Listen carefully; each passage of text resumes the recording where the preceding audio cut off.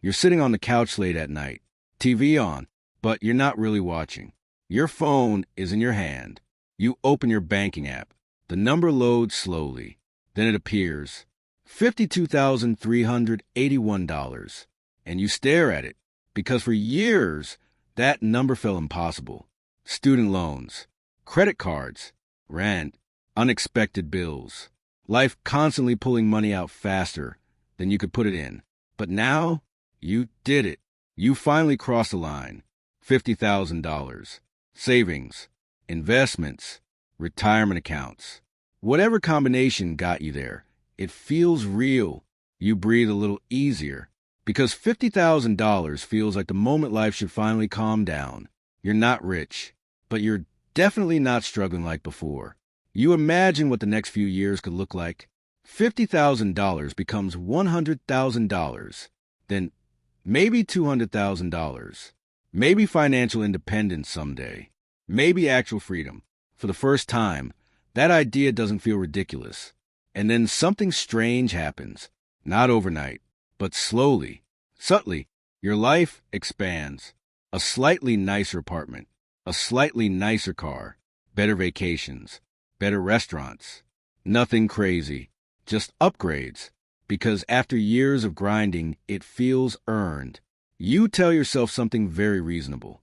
I'm doing well now. I can afford this. And technically, you can. But here's where the system quietly changes the rules. Your income didn't just go up. Your expectations did too. Your lifestyle shifts. Your expenses expand. Your financial normal gets more expensive. And suddenly, that $50,000 safety cushion doesn't feel so big anymore. Because here's the catch nobody explains about the $50,000 milestone. Reaching it feels like escaping the struggle. But financially, it's actually the moment many people lock themselves into a life that keeps them stuck there. Not poor, not broke, but permanently almost comfortable. And almost comfortable can last decades. Let's talk about the trap. Because the $50,000 trap doesn't look like a trap. It looks like success. You're no longer living paycheck to paycheck. You have savings, maybe investments, maybe retirement contributions, maybe even a growing net worth chart. Objectively, you're doing better than a huge percentage of people. But something strange happens around this level of financial progress. People stop climbing, not because they can't, because the pressure disappears. Think about it like climbing a mountain. When you're at the bottom, broke, stressed, constantly behind, survival pushes you upward.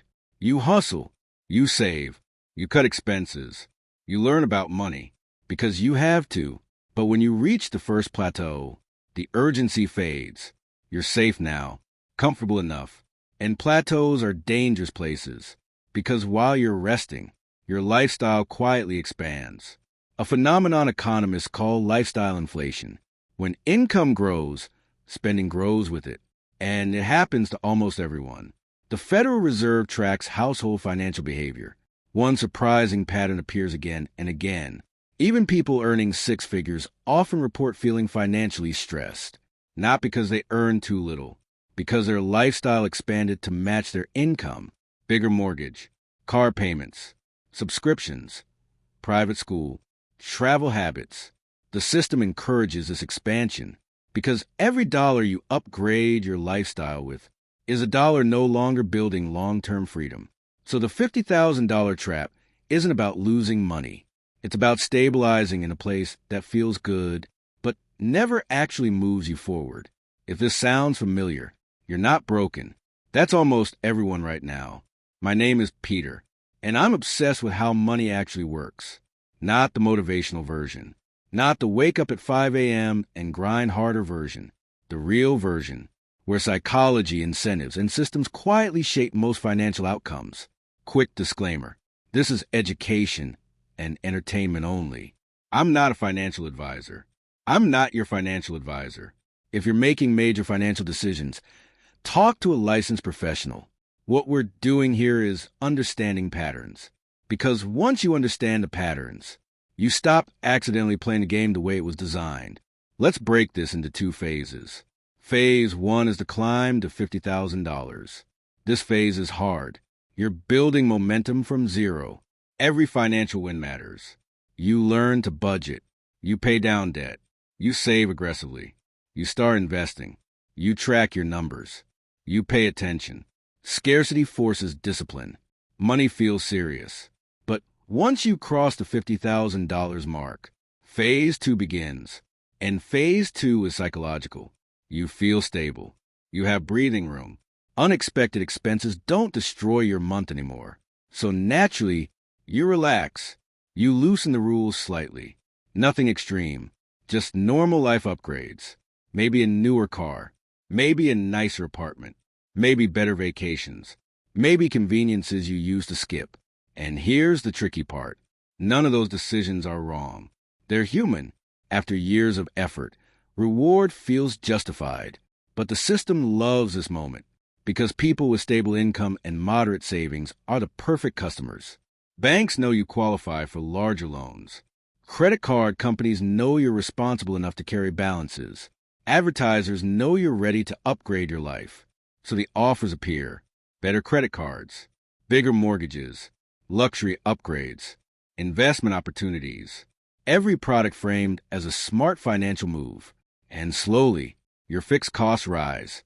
Housing, transportation, insurance, subscriptions, travel expectations. Your lifestyle becomes heavier. Now, something interesting happens. Even though your income is higher, your financial flexibility shrinks. Because freedom isn't about how much money you make. It's about how many choices your money gives you. And when lifestyle costs expand, choices shrink. You feel stable. But you're not actually moving closer to freedom. You're just maintaining the plateau. Now let's look at the math. Because the difference between staying at $50K and breaking past it is often just time. Imagine someone who hits $50,000 in investments. If that money grows at a modest 7% annual return, after 10 years it becomes about $98,000 without adding another dollar. After 20 years, around $193,000. After 30 years, roughly $380,000. That's the quiet power of compounding. But here's where behavior changes the outcome. Vanguard research shows the average investor underperforms the market by about 1 to 2% per year, mostly due to emotional decisions, chasing trends, selling during downturns, jumping in and out of investments. That small gap compounds dramatically. Over 30 years, a 2% difference can cut your final wealth nearly in half, which means the biggest financial advantage most people have isn't brilliance, it's consistency. The people who quietly build wealth usually aren't doing exciting things. They're doing boring things repeatedly. Let me show you 2 paths. Alex reaches $50,000. Huge milestone. Alex feels proud, and rightly so. After years of discipline, life feels easier. So Alex upgrades slightly, moves to a nicer apartment, buys a better car, takes bigger vacations. Nothing reckless, just upgrades. But those upgrades add $1,200 per month in new lifestyle costs. Suddenly saving slows. Investing slows. 5 years later, Alex still has around $60,000 invested. Income went up. Lifestyle went up. But wealth barely moved. Now meet Jordan. Jordan also reaches $50,000. Same excitement. Same milestone. But Jordan creates a rule. Lifestyle stays mostly the same. Income increases go toward investments first, not upgrades. Jordan allows some rewards, but keeps fixed costs low. 5 years later, Jordan's investments reach around $120,000. Same starting point, same income range, different rules. And this pattern shows up constantly in financial data. Households that keep fixed costs low build wealth dramatically faster, not because they earn more, because flexibility compounds. So what's the playbook? How do you escape the $50,000 trap? Step 1. Define your financial floor. Your first $50,000 should represent security, emergency savings, investment base, protection, not lifestyle funding. Step 2. Separate lifestyle upgrades from income increases. When your income rises, don't upgrade everything immediately. Let your investments grow first. Step 3. Protect low fixed costs. Fixed costs are the biggest wealth killers. Housing, car payments, recurring subscriptions. The heavier these become, the slower your wealth grows. Step 4.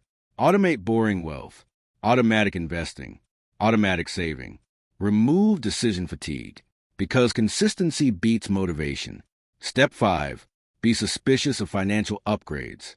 The moment you become stable, the system tries to sell you a bigger life. Remember this rule.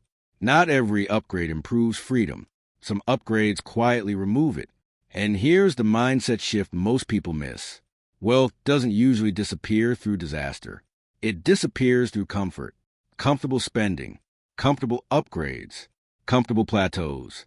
The system is tuned, so most people never wander too far from comfortable. Not struggling, not free, just stable enough to keep the machine running. Which means the real catch of $50,000 is this. It feels like the finish line, but financially, it's just the beginning of the real climb. Protect your first $50,000 like it's the floor, not the finish line. Because once that floor becomes strong, freedom starts compounding faster than lifestyle ever could.